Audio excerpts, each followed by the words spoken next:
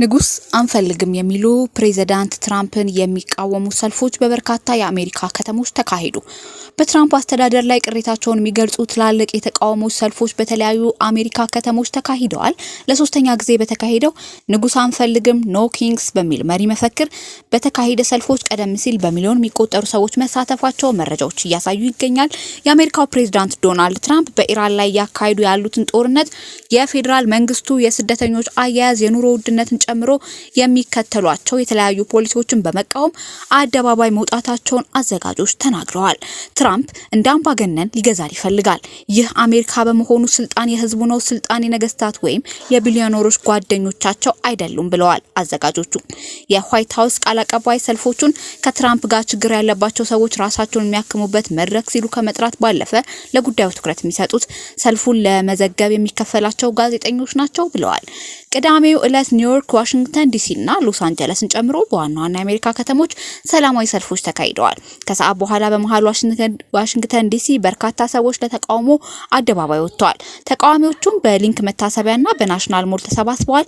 እንደቀደሙ ሰልፎች ሁሉ ተቃዋሚዎቹ ትራምፕን ምክትል ፕሬዝዳንት ጄዲ ቫንስ እና ሌሎች ባለስልጣናት ምስሎች ይዘው ከስልጣን እንዲወርዱና እንዲታሰሩ ጥሪ አቅርበዋል። ቅዳሜ ዕለት ከተካሄዱት የንጉስ አንፈልግም ተቃውሞች አንዱ በሚኒሶታ የተካሄደው ሲሆን ትልቅ ትኩረትም አግኝቷል። በጥር ወር ሬን ኒኮል ጉድ እና አሌክስ ፕሬቴ የተባሉ ሁለት የአሜሪካ ዜጎች በፌደራል ስደተኞች ተቆጣጣሪዎች በከተማዋ ተገድለዋል።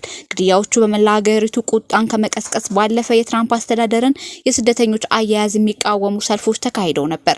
ቅዳሜ ዕለት በሺዎች የሚቆጠሩ ሰዎች የበርካታ ባለስልጣናት ፎቶግራፍ በመያዝ ሴንት ፖል በሚገኘው የስቴት ካፒቶል ህንጻ ተሰባስበዋል። አሜሪካዊ አቀንቃኝ ብሩስ ስፕሪንግስተን በመድረኩ ላይ በመገኘት ስትሪትስ ኦፍ ሚኒዮፖሊስ የሚኒዮፖሊስ ጎዳናዎች የተሰኘ የጸረ ስደተኞች እንቅስቃሴን የሚቃወም ዘፈን አቅርበዋል። በኒውዮርክ ከተማ በሺዎች የሚቆጠሩ ሰዎች በማንሃታን አልፈው ታይምስ አደባባይን አጨናንቀውት ነበር። ፖሊስ ሰልፉ እንዲካሄድ በሚል በሰዎች ይጨናነቁ የነበሩ መንገዶችን ዘግቷል።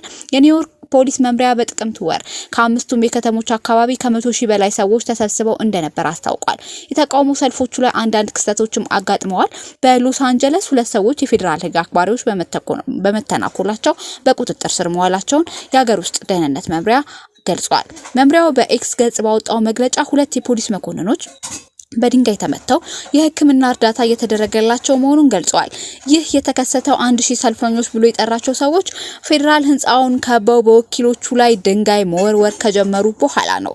የሎስ አንጀለስ ፖሊስ በመምሪያው በሌላው ከተማ ክፍል ተቃዋሚዎች ከፌደራል እስር ቤት አቅራቢ እንዲበተኑ የተሰጣቸው ትዕዛዝ ባለማክበራቸው በርካቶች መታሰራቸውን ገልጿል። ተቃዋሚዎች በሩን እንዳይሰብሩና እቃዎቹን እንዳይወረውሩ ማስጠንቀቂያ ከተሰጣቸው በኋላ የፌደራል ባለስልጣን በአካባቢ ያለውን ህዝብ ከቦታው ለማስለቀቅ ገዳይ ያልሆነ እርምጃዎችን እንደተጠቀሙ ፖሊስ አረጋግጧል። ሮይተርስ እንደዘገበው ደግሞ ሰልፉን የሚቃወሙ ሰዎች መንገዶችን በመዝጋትና ንጉስ አንፈልግም ሰልፍን ለማስተጓጎል በሚጥሩበት ወቅት አነስተኛ ግጭት ከተከሰቱ በኋላ በዳላስም እስራቶች ነበሩ። በርካታ የአሜሪካ እንዲሁም የብሔራዊ ዘብ ናሽናል ጋርድ ቢሰማራም ሰልፎቹ ሰላማዊ እንደነበሩም አዘጋጆቹ ተናግረዋል። ትራምፕ በ2025 ወደ ዋይት ሀውስ በድጋሚ ከተመለሱ በኋላ የተወሰኑ ፌደራል መንግስት ክፍሎችን ለማፍረስ ከተለያዩ ግዛቶች የተነሳባቸውን ተቃውሞ ወደ ጎን በማለት ብሔራዊ ዘብ ወታደሮችን ወደ አሜሪካ ከተሞች በማሰማራት ፕሬዝዳንታዊ ስልጣንን ወስናቸው አሰልፈዋል። የአስተዳደሩ ከፍተኛ የህግ አስከባሪ ባለስልጣን ፖለቲካ ባለስልጣን ላይ ክስ እንዲመሰርቱ ፕሬዝዳንቱ ጥሪ አቅርበዋል። ፕሬዝዳንት በችግር ውስጥ ያለችውን አገርን ለማንሳት የሚወስዳቸው እርምጃዎች አስፈላጊ መሆናቸውን ከመጥቀስ ባለፈ የአምባገነን ባህሪ እያሳዩ ነው የሚለውን ውድቅ አድርገዋል።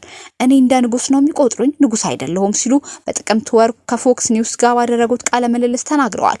ተቺዎች ግን አንዳንድ ያስተዳደሩ እርምጃዎች ህገ መንግስታዊ ያልሆኑ ለአሜሪካ ዲሞክራሲያዊ ስጋት እንደሆኑ በመግለጽ ያስጠነቅቃሉ። ተቃዋሚዎች በትላልቅና በትናንሽ ከተሞች ተሰብስበው የንጉስ አንፈልግም የተቃውሞ ሰልፎችን በቦስተን፣ ማሳቹሴትስ፣ ናሽናልስ ቴኒስ እንዲሁም ሂውስተን ቴክሳስ ተካሂደዋል።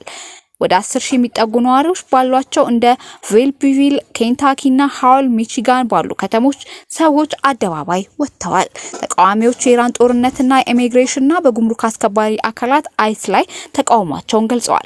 በውጭ ሀገር የሚገኙ አሜሪካውያን ስደተኞች ለተቃውሞ እየተሰባሰቡ መሆኑም ታውቋል። በፓሪስ፣ ለንደን እና ሊዝበን ወደ አደባባይ በመውጣት ብዙዎች ፕሬዝዳንቱን ፋሺስትና የጦር ወንጀለኛ ብለው የሚጠሩ ጽሁፎችን ይዘው ታይተዋል።